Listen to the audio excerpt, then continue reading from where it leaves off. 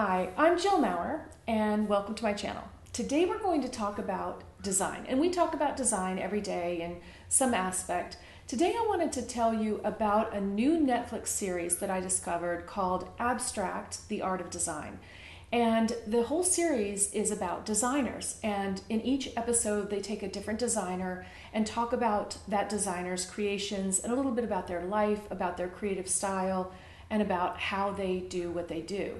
And I'm excited about this, of course, because I love design. I do design, and it is exciting that so many people are interested in design, or at least is enough people that Netflix thinks it makes sense to do a whole series on design. That in itself is exciting to me. I've had the chance to watch the first episode, and the first episode is about a man named Christoph Niemann. And I hope I said that right. He's German. He probably says it a lot fancier than I do. But it's about him, and he's an illustrator, and he's done a lot of covers for the New Yorker, and among other things. He's just a very prolific and talented illustrator. And it was really exciting to see how his process for design. So I'm a jewelry designer, and there were a lot of similarities in our process, but also a lot of differences, which I found interesting. He talks about he likes to play with Legos because he sees them as 3D pixels, and so he'll play with the Legos in creating a piece of art sometimes. And what's interesting, I loved it when he pulled that out and started playing with those. I do that sometimes with jewelry, with just sort of random things. So before I had actual stones and some actual design models that I could work with, when I was very first starting out, I went to a hardware store, I went to a toy store, and I just went to like a Michael's, art store, and got different things and played with.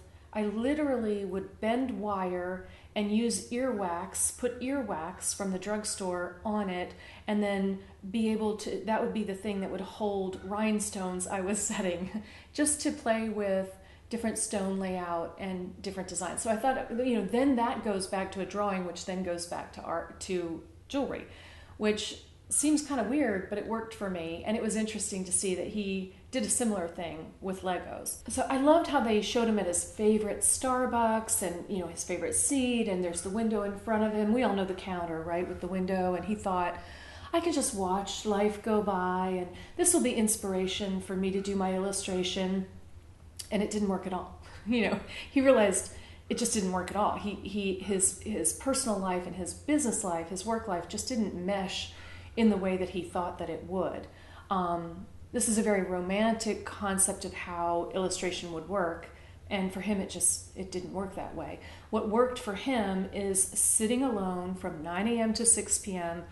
in a room with a white piece of paper, just a blank piece of paper, and a pen, and just staring at it. And that he just had to get through that in order to create design. And that he talks about, and this is so true for me, that you sit there for a long time and you think, I just need to be inspired. The reality is that when ideas come to you, they come to you sort of quickly and fleetingly, and you get them down, and you don't really know when it's going to happen. And there's just the discipline of sitting down and allowing a space for them to happen if they're going to happen.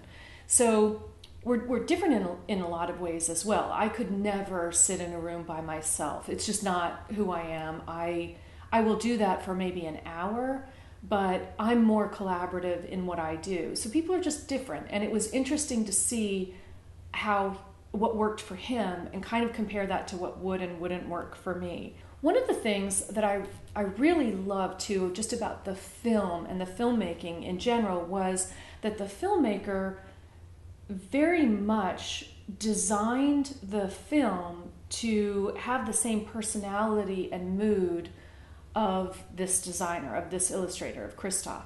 And I hope that continues going forward. I hope that this style doesn't stay the whole way through, because it so much mirrored who he was and what he did. And to me, it's very clearly purposeful that it was done this way. And I like too how they struggle together. They're having a conversation. You sort of see the struggle of the designer and the struggle of the filmmaker, and trying to get that to come together to tell the story. Jewelry design in particular has, for years, it has been very, very much about romance, and there is a lot of romance in jewelry, but about the romance of the design, and you can't see how it's done because only I could. I don't know. There's this not only in jewelry design but in fashion. It's been sort of this kind of this elite. I don't know how to describe it exactly, but that like it all happens in mystic and magic and the clouds and inspiration, and there's music and I think angels. I don't know, and it's not really the way that it happens. It's a lot of hard work, and people want transparency. And Christoph, it's so true, because especially in jewelry, people want authenticity and transparency. But if they really saw how grueling and hard some of the work was, it would take the romance out of the piece. So there is that balance that you want to strike between telling the story of how this came about and showing how it came about, but still keeping the magic of the design, because what all this hard work is to create a magical design. And the way that Christoph says this is the director and the filmmaker is trying to get him to be authentic and to really show him brushing his teeth or show his pain, or just really, saying we need a moment of just pure realism here. And Christoph says something to the effect of, people say they want authenticity, but in reality, they don't really want to see every detail. Me changing my child's diaper is interesting in the abstract, but, in the reality, it's not so much. That if you really saw every piece of how something was put together, you might lose interest in it. You might not want it.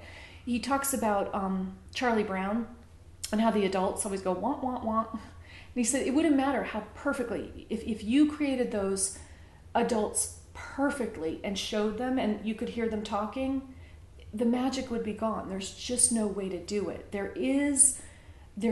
Your mind needs to fill some of it in for you, and there's got to be some abstract so that can happen. And the reason I really believe that that's true is because design is a conversation. Design is about creating something that is meant to be interacted with.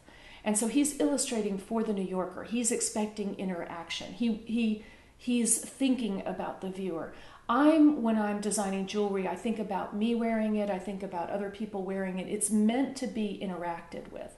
And in order to give you room to interact with it, I can't tell you everything, because I can't tell you everything about you. You'll feel a certain way that is unique to you. So I'm looking forward to seeing the rest of the series and to kind of seeing the personalities behind each designer, and were they able to have their design fit their life. And Christoph was very good at doing that. He would move cities based on his family and where he was at his life, at certain points in his life.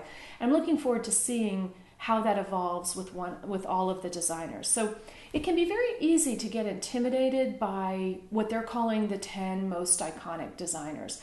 There's something to be learned from all of them, and I would say, if you're getting intimidated, try not to be. Try to really look at these people as people and see what it is that they do to suit themselves. Because I think what we're going to find is each of the 10 people are very different.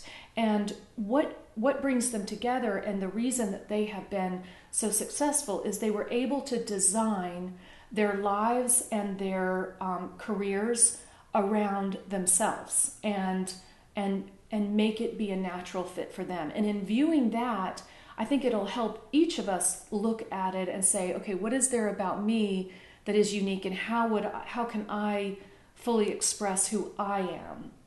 And that's what I'm looking forward to seeing, is each of those individuals, and then sort of fitting myself in there and seeing what inspiration I get out of that. And I hope that occurs for you too. Because truly, each of us is a designer. We design our lives, we design our space. Just by being human beings, we are designers. And so there's so much to learn from these people. I'm excited to hear from you. Have you heard about this series? Have you watched any of it? Do you like it? What do you like? What do you not like? Was there inspiration for you? And if you haven't heard of the series yet, I hope I'm introducing it to you, and that if it sounds interesting to you, you go watch it. I would love to have a conversation about it. So I hope you enjoyed this video. I upload videos every week, at least once a week, and I'll see you soon.